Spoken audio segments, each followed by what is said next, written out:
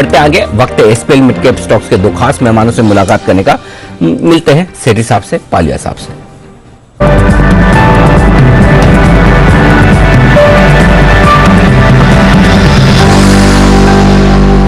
सेठी साहब सुप्रभात, करिए शुरुआत लॉन्ग टर्म पिक के साथ। क्या बात है, आज दोनों ही हमारे एक्सपर्ट बिना टाई के जैकेट और शर्ट में, वेरी गुड, अच्छे लग रहे हैं, एकदम सेम टू सेम टाइप। बताएं sir. Good morning Anil ji, good morning Deepanshu. Anil ji, पहले तो कमेंट करना है बाजार के ऊपर कि ये जो नए वित्त वर्ष की शुरुआत या जो इसका आगाज इससे बेहतर हो ही नहीं सकता था। फ्राइडे को भी हमने चर्चा करी, मिड कैप्स में तो एक जबरदस्त तेजी है, और आज ये जो एचडीएफसी ग्रुप ने जो मास्टर स्ट्रोक प्ले किया है उसका पूरा फायदा पूरे बाजार को हो रहा है। एनबीएफसी बैंक्स वापस से फोकस में है, तो extremely bullish on this market. और इस बाजार में अभी अच्छी क्वालिटी के स्टॉक्स को पकड़ के रखना है, 2-3% की तेजी में बिल्कुल बेच के निकलना नहीं है, निवेशकों को यही सलाह है। बाकी अनिल जी, आज के लिए जो लॉन्ग टर्म पिक लेके आए हूं अनिल जी, एक बहुत ही फंडामेंटली अच्छी कंपनी है, स्टॉक का नाम है आईजी पेट्रो, जो अभी 734-35 के लेवल पे ट्रेड कर रहा है। भारत की one of the largest phthalic anhydride बनाने वाली कंपनी है और दुनिया की तीसरी सबसे बड़ी और one of the lowest cost producer company है। इस तरह की दूसरी कंपनी थिरुमलाई केमिकल्स ही है खाली भारतीय बाजार में, तो डुओपोली है। बाकी अरे जी, ये जो इनका प्रोडक्ट है ये paints, plastics, dyes, water treatment और पर्सनल और होम केयर में यूज होता है। अच्छे, बहुत ही शानदार मार्जिन है इस कंपनी के, रिटर्न रेशियोज बहुत अच्छे हैं, फंडामेंटल्स बहुत ही अच्छे हैं, और कंपनी ने हाल ही में जो एक्सपेंशन भी किया है उसका भी फायदा आने वाले क्वार्टर्स में, आने वाले सालों में देखने को मिलेगा। तो I remain bullish on the stock, और अपने हाइट से बहुत अच्छा खासा ये स्टॉक करेक्ट होके इन लेवल्स पे ट्रेड कर रहा है। तो मेरी राय में करंट लेवल्स पे इसको खरीदना चाहिए। मेरा इसमें लॉन्ग टर्म का टारगेट है 900 रुपए का। 900 रुपए के लॉन्ग टर्म टारगेट के लिए आईजी पेट्रो में करें खरीदारी। टीएन पेट्रो में पिछले 2-3 दिनों से अच्छे मूव में आता हुआ दिख रहा है। देखते हैं इस क्वार्टर के रिजल्ट्स, लगता है दमदार आने चाहिए। देखिए बिल्कुल 118-20 और 100 रुपए के नीचे स्टॉक ट्रेड करता रहा, 118-20 रुपए, लगभग इसी तरह का मूव आप आईजी पेट्रो में भी देख सकते हैं। 900 रुपए के लिए खरीदारी करने के लिए आए राजेश पालिया साहब हमारे साथ है। गुड मॉर्निंग सर, बताएं long term pick. Good morning Anil ji, good morning Deepanshu ji, good morning everyone. Long term pick रहेगी बजाज होल्डिंग। ये स्टॉक को देखें तो अक्रॉस ऑल टाइम फ्रेम एक स्टॉक एक बुलिश टेरिटरी में ट्रेड कर रहा है। जिस तरीके से पिछले कुछ हफ्तों में हमने एक माइल्ड करेक्टिव एक्शन या प्रॉफिट बुकिंग देखी, उसके बाद जो रिवर्सल बना है लास्ट वीक में स्टॉक में, हमें लगता है यहाँ से वापस इस स्टॉक को लॉन्ग टर्म के हिसाब से बाय करना चाहिए, क्योंकि स्टॉक के अक्रॉस ऑल टाइम फ्रेम अगर हम सेटअप देखें तो ये स्टॉक एक बुलिश टेरिटरी में, कोई भी माइनर डिप या करेक्शन मिलता है तो कहीं ना कहीं इसमें एक बाइंग इंटरेस्ट बिल्कुल कंटिन्यूटी में बना हुआ है। हमें लगता है बजाज होल्डिंग को यहाँ से बाय करना चाहिए। 53.85 के आसपास अभी ट्रेड कर रहा है। 53.85 से लेके 53.45 ये बाय रेंज सजेस्ट करेंगे। स्टॉप लॉस रखेंगे हम करीब इसमें 52.90 का, और अपसाइड के टारगेट लॉन्ग टर्म के हिसाब से हम इसमें एक्सपेक्ट कर रहे हैं करीब 5550 से लेके 5600 तक के अपसाइड के टारगेट इसमें आते हुए दिख सकते हैं। तो बजाज होल्डिंग बाय करने की सलाह रहेगी लॉन्ग टर्म पिक में। सही समय पर होल्डिंग कंपनी भी रेकमेंड कर रहे हैं पालिया साहब, बजाज होल्डिंग्स पर आप खरीदारी करके चलें। आइए 10 की कमाई भी लें हमारे एक्सपर्ट्स की तरफ से। जैन साहब बताएं सर, 10 की कमाई का स्टॉक आपका। मैं जब 10 जैन साहब के जेम्स की बात कर रहा था तो मुझे ये लग रहा था कि मैं फाइनेंशियल स्टॉक दूं, मगर इतने चले हुए थे, बट अब और रिसर्च करके निकाले हैं तो मास फाइनेंशियल एमएएस एक अच्छी एनबीएफसी है, और जो कि एमएसएमईज और टू व्हीलर लोन्स और होम लोन सब में है, कमर्शियल व्हीकल लोन्स में भी है। और ये स्टॉक देखिए मैंने जैन साहब के जेम्स में दिया था, उसके बाद अच्छा खासा करेक्ट किया क्योंकि जो माहौल चला और फाइनेंशियल्स बहुत अफेक्टेड थे, फिर वापस से अब डबल बॉटम बना के ऊपर आने लगा है, और 2-3 बार काफी जद्दोजहद के बाद वापस से ऊपर आने की कोशिश कर रहा है। एंड आई फील कि एनबीएफसीज और ये पूरा जो सेगमेंट है ये गजब का करने वाला है, एचएफसीज, एनबीएफसीज। और आज की जो न्यूज है, मतलब मैंने तो एचडीएफसी लिमिटेड होली पिक के तौर पे दिया था, तब बोले कि अरे एचडीएफसी लिमिटेड तो सबसे ऑब्वियस पिक आपने कैसे दिया। मतलब मुझे इससे ज्यादा बड़ी तेजी किसी में नहीं लगती है, मतलब ऑल इन हो सकता है आप एचडीएफसी बैंक और एचडीएफसी लिमिटेड में। सो आप एक्सट्रीमली हैप्पी, इतना एक्साइटेड में कभी नहीं हुआ जितना आज ये मर्जर की न्यूज को सुन के हुआ। सो मुझे लगता है कि ये पूरे सेक्टर के लिए बहुत बढ़िया, पूरे मार्केट के लिए बहुत बढ़िया न्यूज है। बिल्कुल लेना चाहिए इस लेवल पे, और आराम से 700 सवा 700 के टारगेट्स के लिए। और पिछली बार जब मैंने दिया था तो मैंने 950 के भी टारगेट्स दिए थे। So let's see, fantastic fundamentals है, और ये पूरा सेगमेंट में काफी मुझे लगता है कि आगे माहौल बनने वाला है। तो ये है MAS Financial, MAS Financial Services, जहां पर आपको करके चलनी है खरीदारी। चलिए गजब की तेजी हो रही है दीप जी सर, 18,000 के पार निकलकर, हाँ देखिए कमाल होता दिख रहा है। बिल्कुल ओहो। जनवरी के बाद 19 जनवरी के बाद 19 जनवरी के बाद 19 जनवरी जनवरी पूरा गया, मार्च। फरवरी मार्च अप्रैल, लगभग पौने 3 महीने, 3 महीने। गजब। तो ये है आपके लिए 18,000 के दर्शन फिर से होते हुए दिख रहे हैं, और क्या स्टाइल में पार किया है मार्केट ने 18,000 को। 15% के ऊपरी सर्किट पर है HDFC limited. Wow, HDFC limited company की कोई छोटा स्टॉक है। बाकी देखो आप एचडीएफसी लाइफ, एचडीएफसी एमसी 7% बढ़ गए भाई, बिल्कुल। HDFC bank 13%। अमेजिंग अमेजिंग, ये वो नहीं कोई वैल्यू बनती है सर इनमें तो फिर 100% गजब का है। देखो आप 4 कंपनियां लिस्टेड, 4 के 4 में देखिए एक्शन। ये तो एचडीएफसी अर्गो लिस्ट करवा देते तो उसकी भी क्या वैल्यूएशन होती थी, सोचो। बिल्कुल गजब का, मतलब इसको कहते हैं कि वर्ल्ड क्लास इंस्टीट्यूशन वैल्यू बनती है, वैल्यू जो बनती है शेयर होल्डर्स के लिए। और इनको कहते हैं कि जो छोटे मोटे ऊपर नीचे में कभी डरे घबराए नहीं, उनके लिए एक्शन है पूरा। ओके, चलिए, तो ये है आपके लिए। आइए अब पोजिशनल पिक का वक्त है, जरा एक बार राजेश जी बताएं सर आपकी पोजिशनल पिक। सो Anil ji, positional pick chemical space से रहेगी, और उसमें हमें तिरुमलाई केमिकल यहाँ पे काफी अट्रैक्टिव लग रहा है। जिस तरीके से स्टॉक में अगर हम देखें तो ब्रेकआउट देखने को मिले वीकली सेटअप के हिसाब से, ऑलमोस्ट स्टॉक में जो गिरावट थी उसको पूरा रिकवर करके अब स्टॉक प्रीवियस स्विंग हाई को भी क्रॉस करके ट्रेड करते हुए दिख रहा है। तो स्टॉक में देखें तो 280 के ऊपर अब ये ब्रेकआउट यहाँ पे होते हुए दिख रहा है। हमें लगता है ये स्टॉक में जिस तरीके से ब्रेकआउट डेली वीकली सेटअप के हिसाब से हुए, तो तिरुमलाई केमिकल यहाँ पे एक अच्छा अपमूव कंटिन्यू करते हुए दिख सकता है। 340 से 350 तक की अपसाइड के टारगेट हमें लगता है इसमें आते हुए दिख सकते हैं। तो 285 280 बाय जोन रहेगा, 265 का स्टॉप लॉस रखें, 340 350 तक की अपसाइड के टारगेट तिरुमलाई केमिकल में हमें लगता है पोजिशनल बेसिस पे आते हुए दिख सकते हैं। ओके, तो तिरुमलाई केमिकल्स यहां पर आपको करके चलनी है खरीदारी। आइए 10 की कमाई लेते हैं जय ठक्कर की तरफ से। जय, बताएं आपका स्टॉक। जी दीपांशु, मुझे ओवरऑल रियलिटी इस लेवल्स पर ऐसा लग रहा है कि जो डिप आज देखने मिली है should be utilise as a buying opportunity. अगर आप देखें तो 973 के आसपास अभी ये ट्रेड कर रहा है दीपांशु। मुझे ऐसा लग रहा है कि 940 ये एक पोजिशनल स्टॉप लॉस के साथ इसे बाय करें। ऊपर में जो टारगेट रहेगा 1050 तक का आपको देखने मिल सकता है ओवरऑल रियलिटी में। So this depth should be utilise as a buying opportunity, because Deepanshu इसमें 960 के ऊपर जो हिसाब से ब्रेकआउट आया है, आई थिंक अगर वो भी सस्टेन कर जाता है इनफैक्ट, सो एक फिर से रिकवरी देखने मिलेगी। और मार्केट में ओवरऑल तो अच्छा मोमेंटम है ही। जैसे मैंने कहा था कि 18,200 की ओर जा रहा है, हमारा जो out of the money call था वो इन द मनी हो चुका है, उसके तो सारे टारगेट्स हासिल हो चुके हैं। But then overall reality can show good move, risk और पर्सपेक्टिव भी काफी अच्छा लग रहा है। इसकी कमाई ओबरॉय रियल्टी। जय, टारगेट जरा फिर से बोले, 1050 बोल रहे हैं? हाँ जी 1050। ओके, 980 पर ऑलरेडी है, तो पोजिशनल बेसिस पर ज्यादा अपसाइड नहीं देख रहे हैं।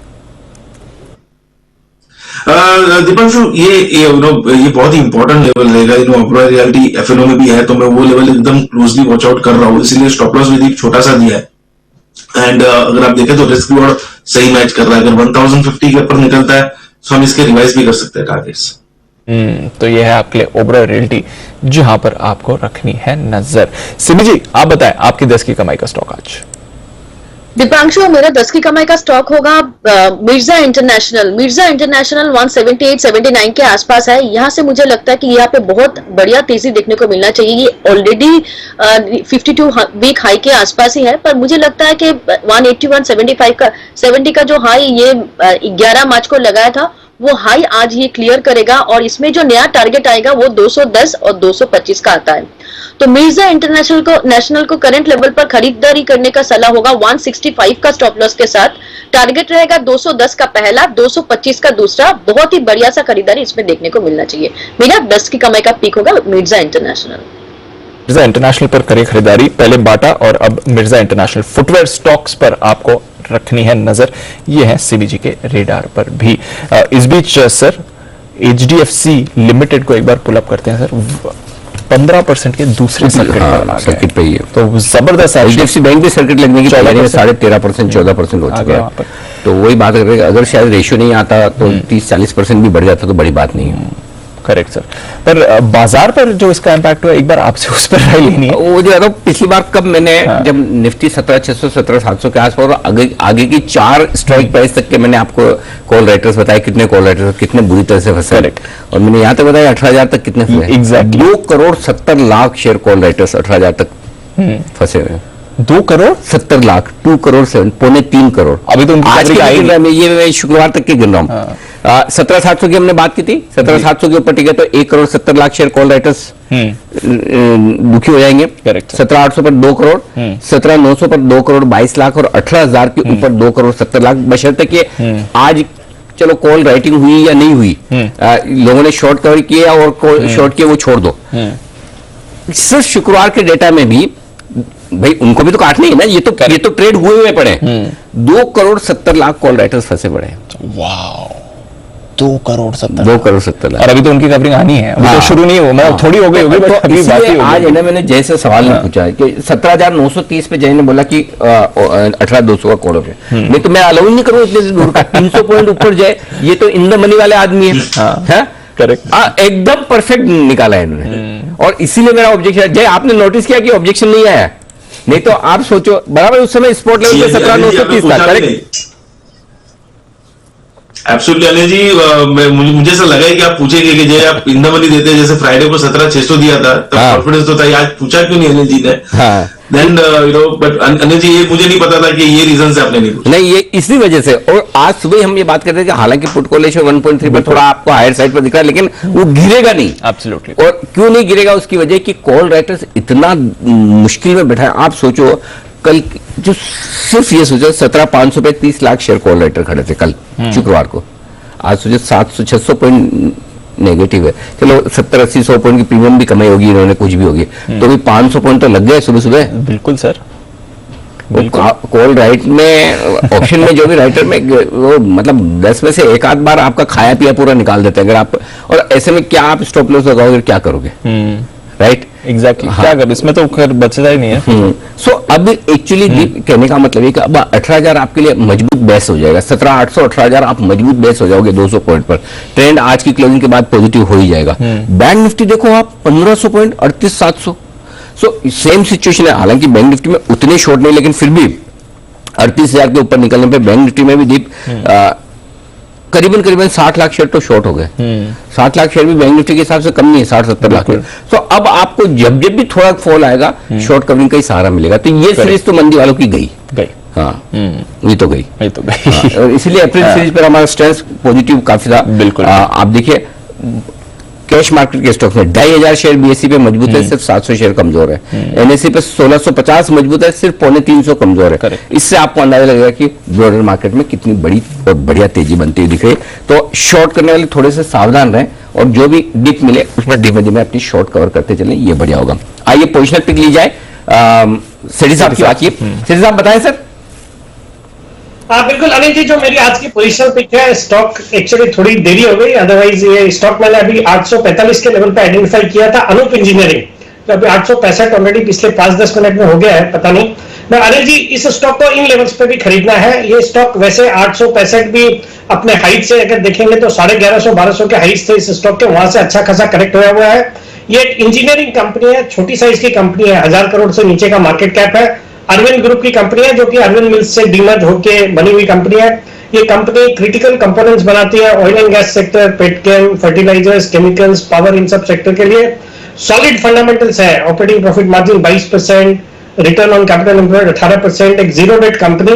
प्रोमोटर्स की अच्छी खासी 43% की हिस्सेदारी है, और इसमें एफआईएस भी अच्छी खासी 14% की स्टेक ओन करते हैं। और एबेकस फंड, जो कि सुनील सिंघानिया जी का फंड है, जो कि काफी पॉपुलर फंड है, उनकी भी इसमें 5.79% की हिस्सेदारी है। तो मुझे लगता है इस स्टॉक को करंट लेवल्स पे खरीदना चाहिए। मेरा इसमें पोजिशनली टारगेट 900 रुपए का पहला टारगेट, 925 का दूसरा टारगेट, और स्टॉप लॉस रखना है 850 रुपए का। ओके, तो ये है आपके लिए अनूप इंजीनियरिंग, जहां पर आपको करके चलनी है खरीदारी। अच्छा काउंटर बन रहा है ट्रेड के लिए इस समय पोजिशनल बेसिस पर 900-925 के टारगेट के लिए।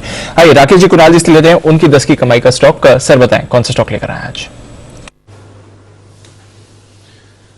दीपांशु, हमारा 10 की कमाई का स्टॉक है श्नाइडर इलेक्ट्रिकल। श्नाइडर में निवेश की राय है, इसमें पहले भी हमने रिकमेंड करा हुआ है और स्टॉक अगर आप देखें तो एमएनसी स्टॉक है, अभी तक रैली में पार्टिसिपेट नहीं करा है।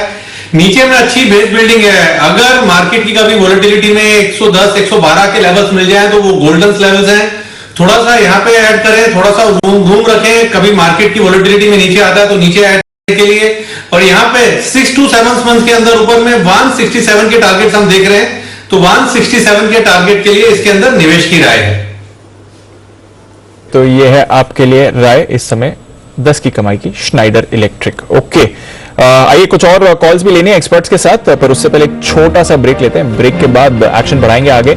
सौरभ मुखर्जी साहब भी जुड़ने वाले हैं, उनसे भी करेंगे चर्चा नए वित्त वर्ष की। 2 मिनट में लौटेंगे।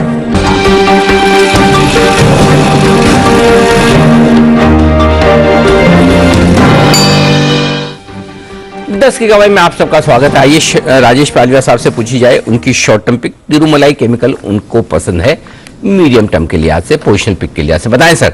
शॉर्ट टर्म पिक रहेगी बीडीएल, भारत डायनामिक्स लिमिटेड। ये स्टॉक में देखें तो 7-8 दिन के करेक्शन के बाद वापस स्टॉक में जिस तरीके के रिवर्सल टेक देखने को मिला, पिछले सेशन में भी बाइंग इंटरेस्ट, आज फॉलो अप बाइंग एक्शन बनते हुए दिख रहा है।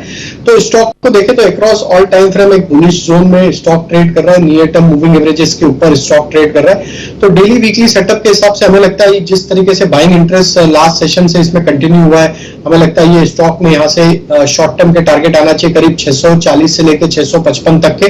तो करंट लेवल से कोई डिप मिलता है तो भी ऐड करेंगे। 570 का स्टॉप लॉस रखेंगे, 640 655 के अपसाइड के टारगेट के लिए बीडीएल भारत डायनामिक्स बाय करने की सलाह रहेगी। ओके, तो यह है आपके भारत डायनामिक्स, जिसके बारे में हम सुबह बात ही कर रहे थे। पिछले साल से इस साल का जो इनका टर्नओवर रहा है उसमें आपने लगभग 40-45% की बढ़त देखी है, तो शानदार परफॉर्मेंस आती हुई देखी है और ऑफ कोर्स स्टॉक पर भी वो रिफ्लेक्ट कर रहा है। आइए हिमांशु जी से लेते हैं उनकी 10 की कमाई का आइडिया। हिमांशु जी बताएं सर।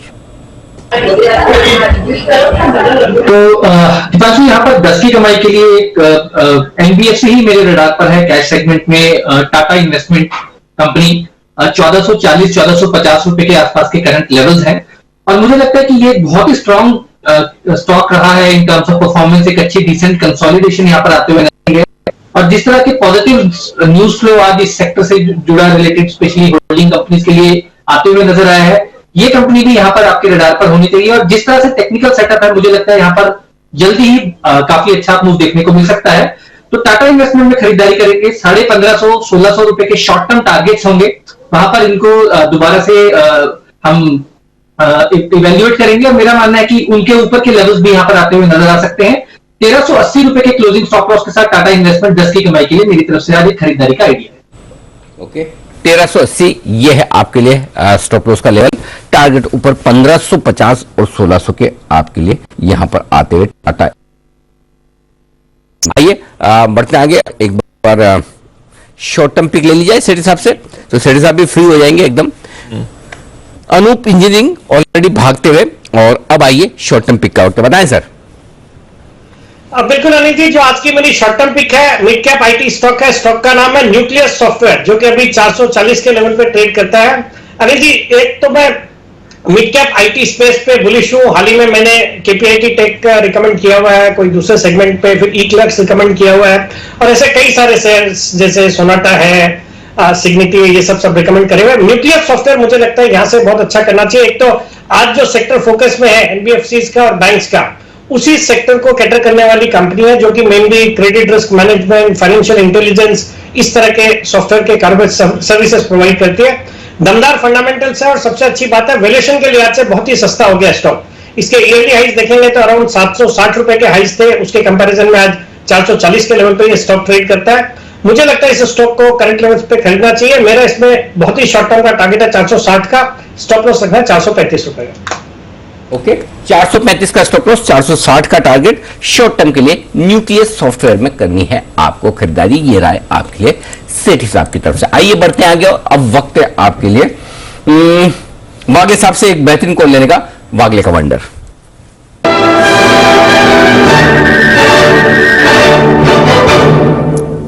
जी वागले साहब बताएं sir. Anil ji, LIC housing finance में कुछ हो रहा है अभी, थोड़ा सा एक भाव बढ़ गया 2 से 3 रुपए से 383 पे मेरे रडार पर आया था, अभी 385 386 है, यहां से लेकर 383 तक आप बाय करें, 378 का स्टॉप लॉस। मुझे लगता है ये स्टॉक आज के ही दिन में 400 के ऊपर जाने के लिए तैयार है, 405 का मेरा टारगेट होगा कि 400-405 तक के टारगेट के लिए LIC हाउसिंग में करें खरीदारी, स्टॉक तेज दौड़ लगाने को तैयार है। पूरा हाउसिंग फाइनेंस स्पेस देखिए, आईबुल हाउसिंग मजबूत है ही, लगभग कितना 3.5% ये भी ऊपर है। PNB हाउसिंग को देखिए 7% आखिरी बार जब मैंने देखा था वापस हाँ मतलब 6% PNB हाउसिंग मजबूत है। तो पूरे स्पेस में जबरदस्त एक्शन होता हुआ दिख रहा है, री रेटिंग हो रही है हाउसिंग फाइनेंस कंपनी की। जाहिर सी बात है कि दिग्गज के वैल्यूएशन बढ़ेंगे। HDFC लिमिटेड अगर 17% ऊपर है, कितना हो गया ना अब 17%, वाव 16% 15% अब भी ऊपर है। तो ये है 2885 का हाई बनाया है, अब 2840 पर है, तो हाई से 40-45 रुपए एक साल के टारगेट एक दिन में आ रहे हैं। अब एक साल में भी कहाँ आते हैं 15% के रिटर्न ये आते दिख रहे हैं। ये है वंस इन लाइफ टाइम वाली बात है, बिल्कुल तो नेचुरली होना ही होना है। तो ये आपके लिए दमदार एक्शन इस वक्त आइए जय ठक्कर तैयार है अपने जैकपॉट शेयर के साथ।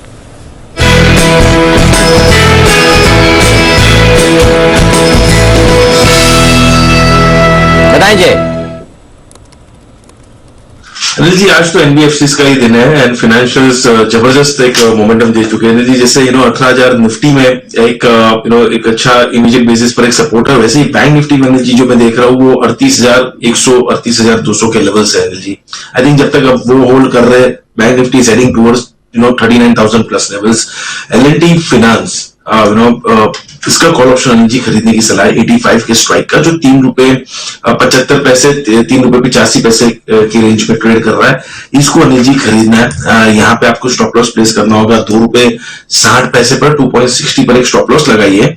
एंड ऊपर में अनिल जी जो फर्स्ट इसके टारगेट्स निकल कर आ रहे हैं दैट वुड बी 5 रुपीज 80 पैसे, 5 रुपए 80 पैसे का पहला टारगेट है, 7 रुपए 40 पैसे का दूसरा टारगेट है, 5.80 7.40 ये तो टारगेट्स के लिए खरीदे।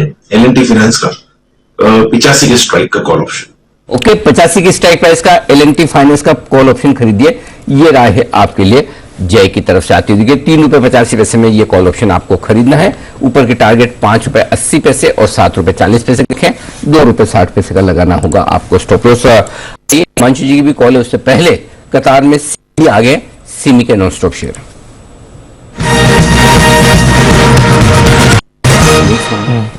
सिमी जी बताइए। अनिल जी, इस बार का जो BTST कॉल होगा वो होगा धामपुर शुगर। शुगर सेक्टर में कुछ हलचल मच रहा है, सारे शुगर कंपनी चल रहा है, बलरामपुर चीनी भी लीड कर रहा है, पर मैं जो स्टॉक दे रही हूँ वो है धामपुर शुगर। पूरा शुगर सेक्टर देखेंगे तो एक कंसोलिडेशन रेंज में है, ब्रेकआउट का इंतजार में है। धामपुर शुगर फिर 554 के आसपास मैं खरीदने का सलाह दे रही हूँ। 535 का स्टॉप लॉस होगा, पहला टारगेट होगा 575, दूसरा होगा 590, तीसरा होगा 610। तो धामपुर शुगर को खरीदने का सलाह है, करंट लेवल पर खरीदिए, 540 535 के नीचे स्टॉप लॉस लगाइए। मुझे लगता है कि बहुत बड़ा मोमेंटम यहाँ पे आने वाला है। 555 के आसपास चल रहा है, 535 का स्टॉप लॉस। शुगर शेयरों में फिर से एक्शन, 575 590 और 610 तीन बड़े बड़े टारगेट आपको रखने हैं इस वक्त धामपुर शुगर में। आइए हिमांशु जी भी तैयार हैं, उनके लिए भी बिल्कुल हिटमैन हिमांशु।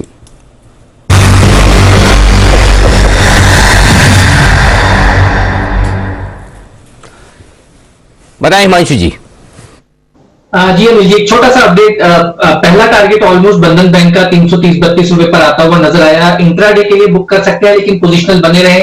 LIC में 2 बड़े टारगेट्स 372 380 के आ चुके हैं, 390 तक का ऑलमोस्ट हाई लगाया, उसमें भी मूव आएगी। और अनिल जी, ये भी एक जबरदस्त कॉल चलने के लिए तैयार है, ये है फेडरल बैंक में खरीदारी करें। अनिल जी, ये स्टॉक मेरे आज रडार पर था, बाजार खुलने से पहले पिक ऑफ द वीक के लिए प्रबल दावेदार था, लेकिन मुझे लगा कि इसको ड्यूरिंग द डे कंफर्मेशन के बाद यहां पर खरीदारी देने में मैं ज्यादा इंटरेस्टेड रहूंगा। अनिल जी, बहुत ही स्ट्रॉन्ग यहाँ पर वीकली क्लोज आता हुआ नजर आया था पिछले फ्राइडे को, और आज के सेशन में थोड़ी देर पहले यहाँ पर जिस तरह से इंटरडे चार्ट्स पे पेमेंट फॉर्मेशन का एक ब्रेकआउट आता हुआ नजर आ रहा है, वो एक क्लियर कट कंफर्मेशन है कि शॉर्ट टर्म चार्ट्स में जो इन्वर्टेड हेड एंड शोल्डर यहाँ पर पिछले हफ्ते बनता हुआ नजर आया है, उसका एक कंटिन्यूएशन आते हुए नजर आ सकता है। फेडरल बैंक में बड़ी तेजी अनिल जी उम्मीद की जा सकती है आने वाले 1 से 2 दिनों में। मेरा यहाँ पर एक बड़ा टारगेट जो है वो 110 से 112 रुपए तक का है। इंट्राडे शॉर्ट टर्म के लिए अनिल जी पहला टारगेट 106 रुपए का, दूसरा टारगेट 108 रुपए का और तीसरा टारगेट 110 रुपए का। फेडरल बैंक में खरीदारी करके चलने की सलाह है अनिल जी। स्टॉप लॉस यहाँ पर लगाना है 101 रुपए 50 पैसे का, और ऑप्शंस के जरिए 105 की स्ट्राइक की कॉल ऑप्शन 3-3.25 रुपए तक यहाँ पर खरीदारी करें। 2 रुपए 70 पैसे का स्टॉप लॉस लगाएं। पहला टारगेट 6 रुपए का, दूसरा टारगेट 7.5 रुपए का। फेडरल बैंक में अनिल जी बड़ा मूव आते हुए नजर आ सकता है। मच अवेटेड ब्रेकआउट यहाँ पर बनता हुआ देखने को मिल सकता है। इस ब्रेकआउट के संकेत आज सुबह सुबह वागले साहब ने भी दिए, जब पिक ऑफ द वीक आप ब्रेकआउट का इंतजार करते थे, वागले साहब पिक ऑफ द वीक दे गए 112 की टारगेट के लिए। हिमांशु जी धन्यवाद स्वीकार कर ले वागले साहब, हाँ वागले साहब से धन्यवाद स्वीकार कर ले, आपने उनकी पिक को रिकमेंड किया। और आप धन्यवाद सुमित जी से भी स्वीकार कर ले, क्योंकि सुमित जी को तो याद नहीं होगा, दिन की 10, 12, 15 पिक दे देते हैं, उनको कहाँ पता होगा कौन सी दी कौन सी दी, हमें याद रखना पड़ता है। पिछले हफ्ते ही सुमित जी ने 100 रुपए के आसपास फेडरल बैंक रिकमेंड भी किया था। सुमित जी बराबर है? हाँ अनिल जी 99 रुपए पे।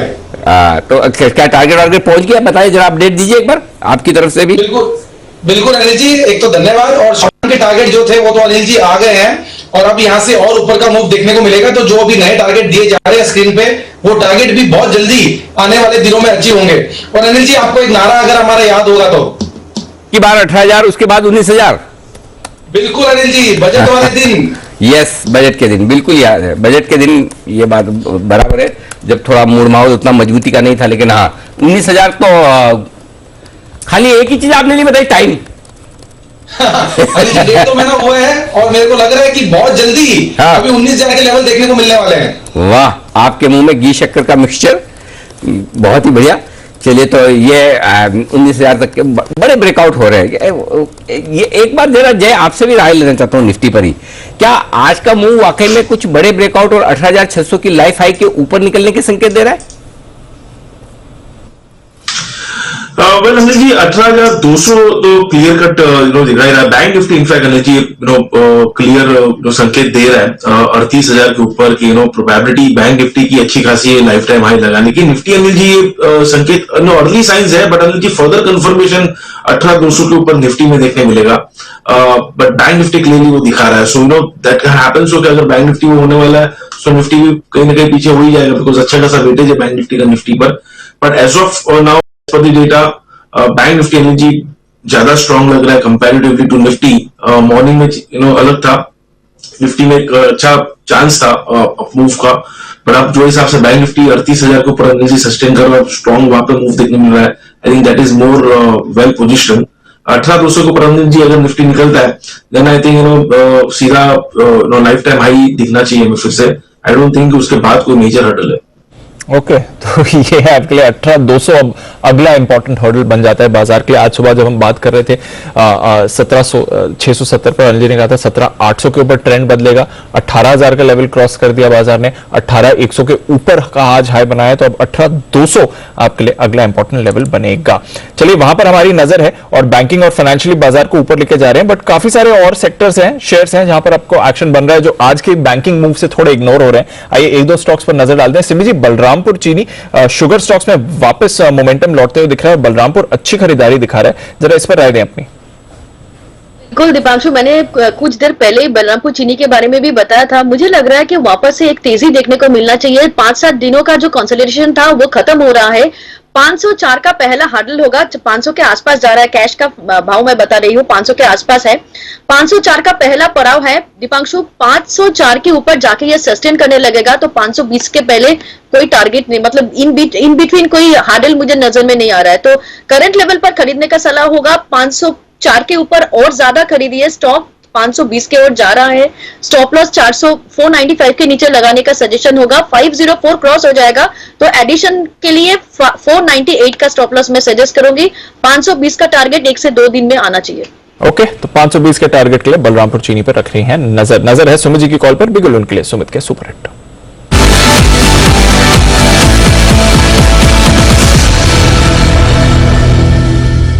बताएं सर।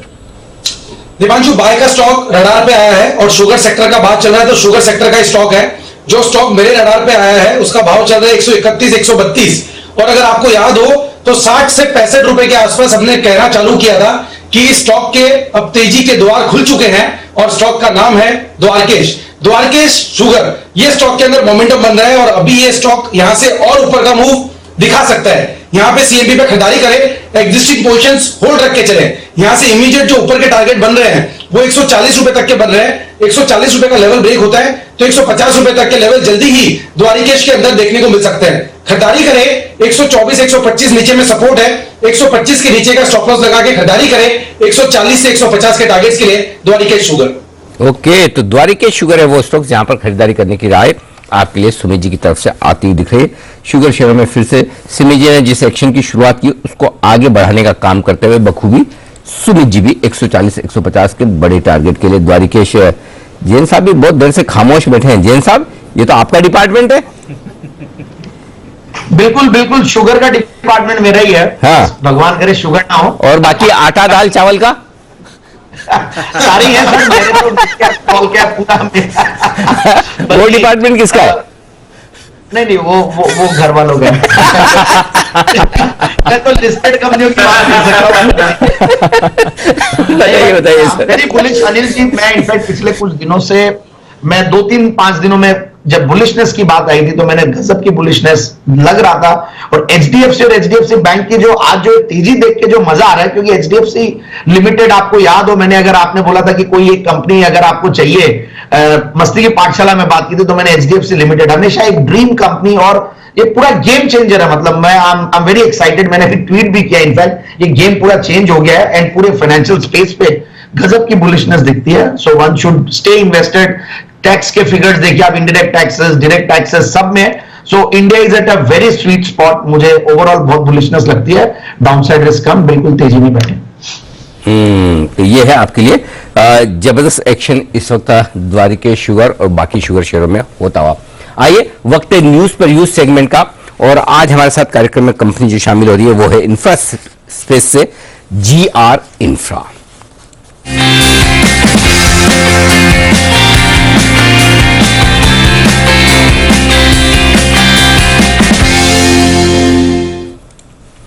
GR इंफ्रा कंपनी का परिचय वैसे तो आप जानते हैं, हमारी कई बार मुलाकात हो चुकी है, फिर भी एक बार बता दूं। 1995 में कंपनी की स्थापना हुई थी।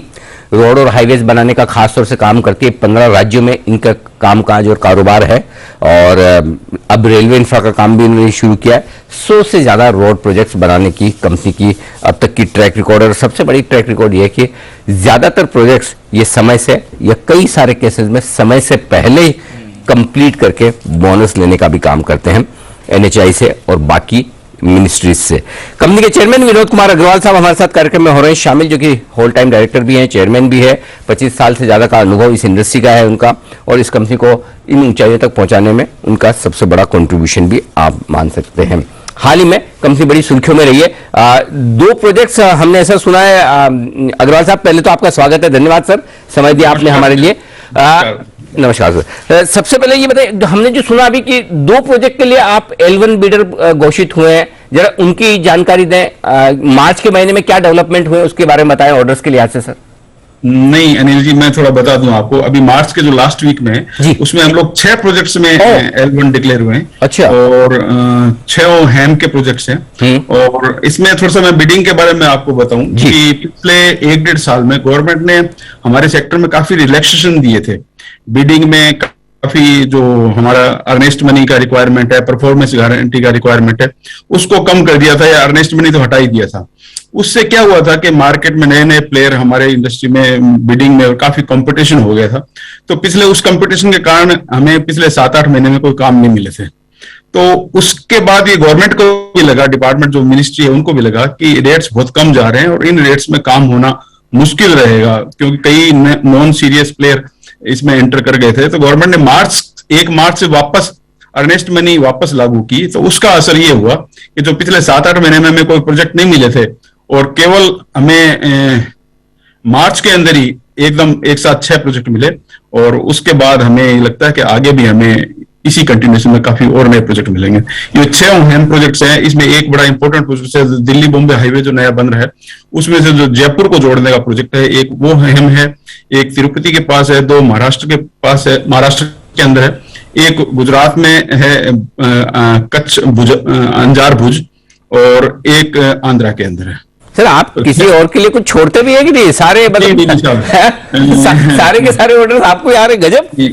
नहीं, गवर्नमेंट ने काफी प्रोजेक्ट पिछले साल में करीब 1,10,000 करोड़ के बिड्स निकाले थे। अच्छा, हमारा टारगेट करीब 10,000 करोड़ का प्रोजेक्ट लेने का था। लेकिन शुरुआत के 9-10 महीने में हम कोई प्रोजेक्ट नहीं ले पाए थे। लेकिन लास्ट में जाते जाते करीब 7,000 करोड़ के प्रोजेक्ट हमें मिल गए हैं। तो ये एक कंपनी के लिए अच्छी खबर है। अच्छा, तो आपने एक अच्छी बात एक बात बताई कि दिल्ली मुंबई में नया हाईवे बन रहा है, राइट? तो उसके लिए आपको जयपुर तक के आसपास के प्रोजेक्ट्स मिले। तो ये क्या पूरा एकदम ही नया बन रहा है, जो है उसको बड़ा कर रहे हैं? और इसमें कितना बड़ा काम है? बिल्कुल साहब, ये दिल्ली से बंबई पूरा नया हाईवे, पूरा ग्रीनफील्ड और पूरा एक्सप्रेसवे, 8 लेन एक्सप्रेसवे। ये जो पहला इतना बड़ा एक्सप्रेसवे इंडिया का सबसे बड़ा गवर्नमेंट की ये इंफ्रा प्रोजेक्ट आज तक देश का, इसकी लागत करीब दिल्ली से बंबई 1 लाख करोड़ रुपए की लागत है। अच्छा। और गडकरी जी का टारगेट है 2024 तक इसको कंप्लीट करने का। और हम लोग, हमारी जो कंपनी है, इस प्रोजेक्ट के सबसे बड़ी एजेंसी है इसमें जो काम कर रहे हैं। हम लोग इसमें करीब 10 प्रोजेक्ट, करीब 11,000 करोड़ के प्रोजेक्ट हम लोग, हमारी कंपनी काम कर रही है इसके अंदर। और इसी से लिंक एक जयपुर को लिंक, क्योंकि बांदी कोई 200 होते हुए निकल रहा है, जयपुर को टच नहीं कर रहा था। पुराना जो NH8 है वो जयपुर होते हुए जाता था। ये हाईवे जयपुर नहीं होके इधर कोटा और रतलाम होके जाएगा।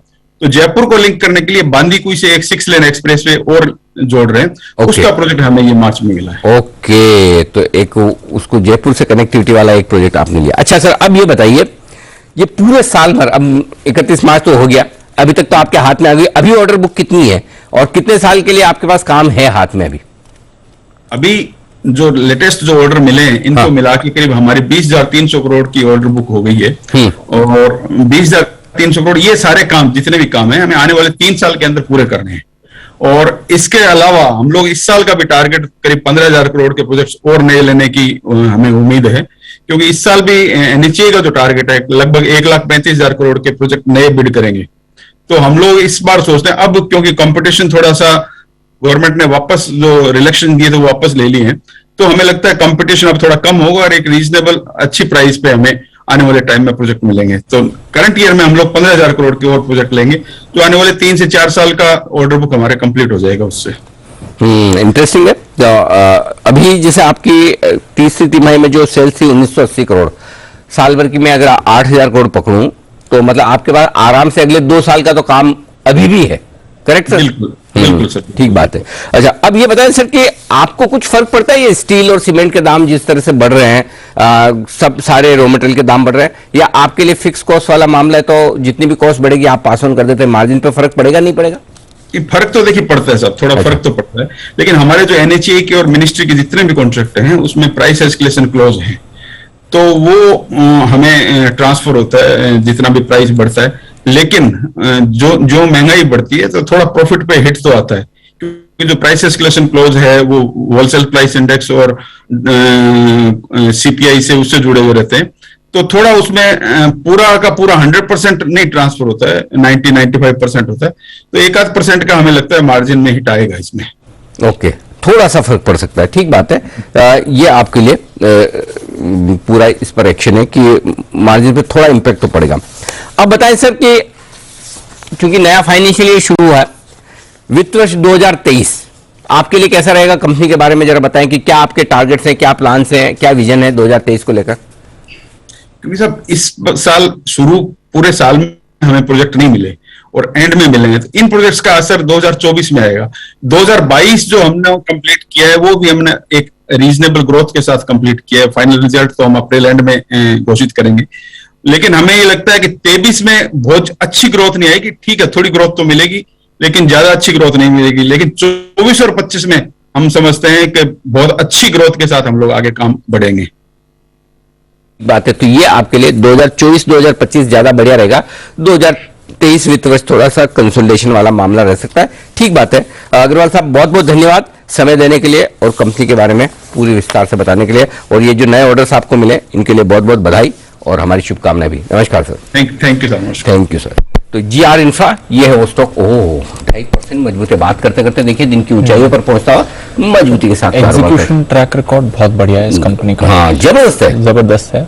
और क्वालिटी प्रोजेक्ट्स मिलते हैं। प्रोजेक्ट्स वैसे अब रोड सेक्टर में तो रोज ही प्रोजेक्ट्स मिलते हैं, बट जो क्वालिटी प्रोजेक्ट्स जहाँ से जिन डिपार्टमेंट और मिनिस्ट्री के साथ काम करते हैं, हालांकि ट्रांसपोर्ट मिनिस्ट्री वगैरह तो बहुत बढ़िया काम करती है, बाकी अदरवाइज सरकारी डिपार्टमेंट से समय से पैसे निकलवाने नहीं बड़ा काम। बिल्कुल, ये बोनस लेके आते हैं, ये बोनस लेकर और टाइमली कंप्लीशन करना मतलब रोड प्रोजेक्ट के लिए सबसे बड़ा नाइटमेयर है। बिल्कुल, उसमें गजब का एग्जीक्यूशन है। और अच्छा, एक और मजे की बात देखिए, जीआर इंफ्रा का एग्जीक्यूशन खाली ऐसा नहीं कि कोई एक पर्टिकुलर, आप देखो वहाँ तिरुपति से लेके हर एक मतलब 4-5 स्टेट के नाम इन्होंने बता दिए, यहाँ भी ऑर्डर वहां भी ऑर्डर, तो गजब के एक्शन। मेरे ख्याल से रिसेंटली शायद जीआर इंफ्रा किसी ने तो रिकमेंड किया था, अब हिमांशु जी ने किया था या कुणाल जी ने, मुझे याद नहीं आ रहा। हिमांशु जी आपकी रिकमेंडेशन लिस्ट में रहा है क्या, या पालिया साहब?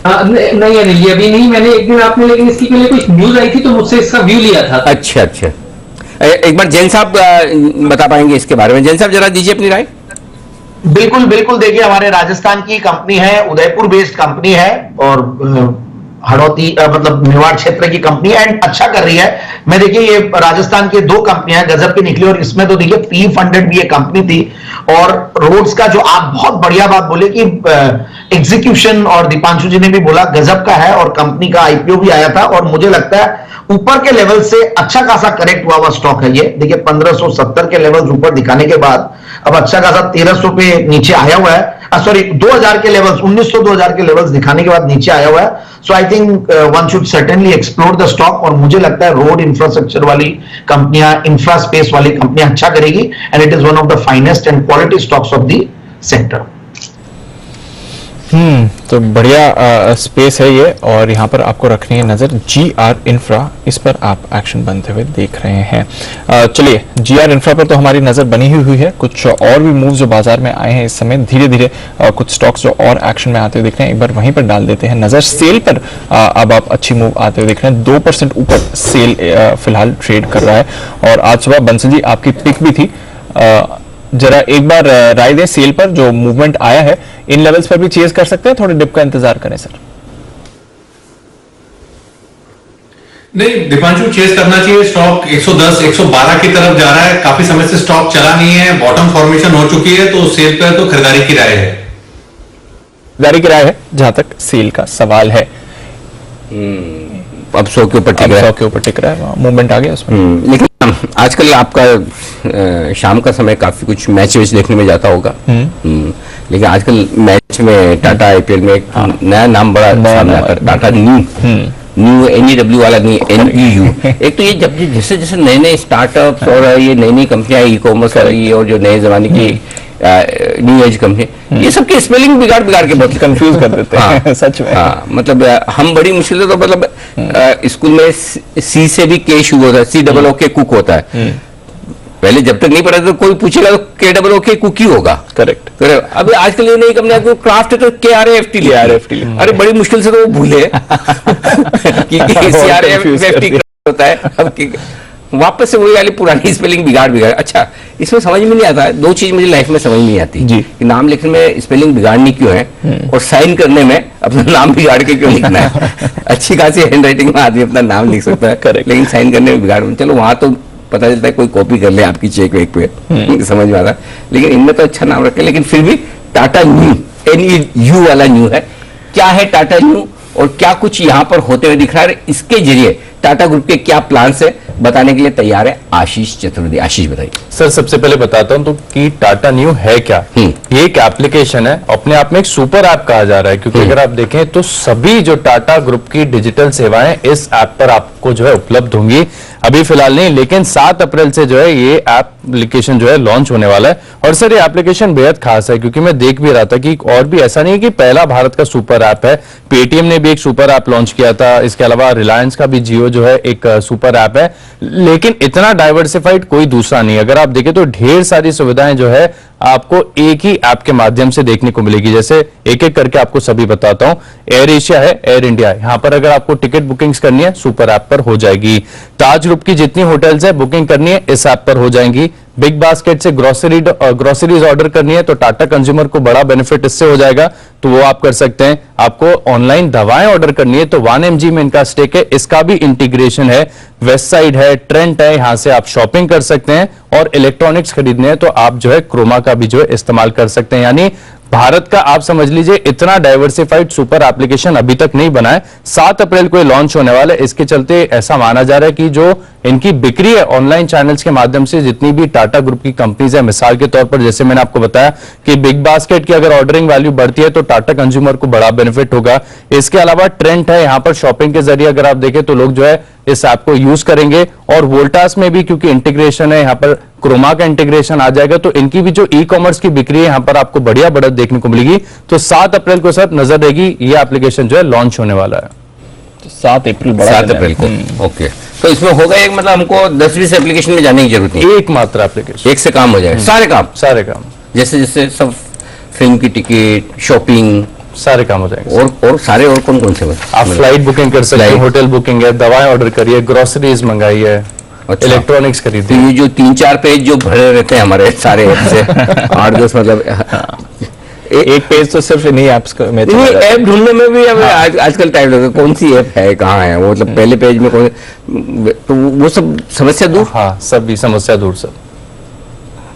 तो इसमें दूर कैसे हुई? अभी तो जैसे हम हर एक ऐप को जाके ढूंढते हैं, फिर उसमें अभी एक ही ऐप में ये सब मिलेगा। नहीं, ऐप के अंदर जाके तो ढूंढना पड़ेगा ना। एक ऐप में जाके ढूंढना पड़ेगा सर, ये बात तो है। अच्छा, हर अलग अलग ऐप में उसके लॉगिन आईडी पासवर्ड याद मत रखो, अगर रखना है तो एक ही बार में सब हो जाएगा। बार बार एड्रेस नहीं डालना पड़ेगा, लोकेशन। जस्ट डायल भी तो यही करने वाला नहीं? जस्ट डायल भी सर ये कर रहा है, इसका है ऑलरेडी जस्ट डायल का भी प्लान है। ओके, तो वो लेकिन ये एक बार पहले लीडरशिप आ जाएगी, मतलब इन द सेंस की प्लस इनके प्रोडक्ट्स भी साथ ही लिंक्ड है ना। जस्ट डायल तो खैर एग्रीगेटर प्लेटफॉर्म होगा, ये तो प्रोड्यूसर भी है, फिर एग्रीगेटर वाला उसके बाद। हाँ, अब उसके बाद वहां पर भी है। इन एनी केस चलो ये जोरदार है। अच्छा, इसमें कोई लिस्टेड कंपनी का कोई रोल है? सर जैसे माना जा रहा है कि आप देखिए कि टाटा ग्रुप का इंटीग्रेशन हो रहा है। हाँ। डिजिटल का, तो जितने भी कंपनीज डिजिटल सेवाएं दे रही हैं, बिक्री कर रही हैं ई कॉमर्स के माध्यम से, इनकी बिक्री यहाँ पर बढ़ती हुई नजर आएगी, क्योंकि ट्रेंड है और टाटा कंज्यूमर है, क्योंकि बिग बास्केट से उनके प्रोडक्ट्स काफी ज्यादा बिक रहे हैं। क्रोमा का इंटीग्रेशन अच्छा तरीके से हो जाएगा। अभी आप क्रोमा देखें तो इतना नहीं चल रहा है, आप ई कॉमर्स के माध्यम से आप देखें, लेकिन अगर एप्लीकेशन में इनकी पहुंच बढ़िया हो जाएगी, रीच अच्छी हो जाएगी, तो वोल्टास वगैरह जैसी जो कंपनीज है, बेको जेवी है इनका, तो वहां पर बिक्री बढ़िया होगी सर। करेक्ट। तो चलिए, ये है आपके लिए टाटा न्यू का बड़ा प्लान। 7 अप्रैल से 4 अप्रैल आज है, 3 दिन बाद ये बड़ा लॉन्च होने की तैयारी में। इंटरेस्टिंग होगा, देखते हैं क्या कुछ होता है। धन्यवाद आशीष, और धन्यवाद सारे एक्सपर्ट्स को भी दे दिया जाए। वागले साहब, राकेश जी, सुमित जी, सिमी जी, जय ठक्कर और बाकी हमारे सारे मेहमान, हिमांशु जी, आप सबका बहुत बहुत शुक्रिया समय देने के लिए। सुबह के सत्र में, दोपहर में आपसे फिर होगी मुलाकात। चलिए, देश के प्रति सम्मान के साथ करेंगे शो का कार्यक्रम। सब लोग अपनी अपनी जगह पर खड़े जाएं। जय हिंद।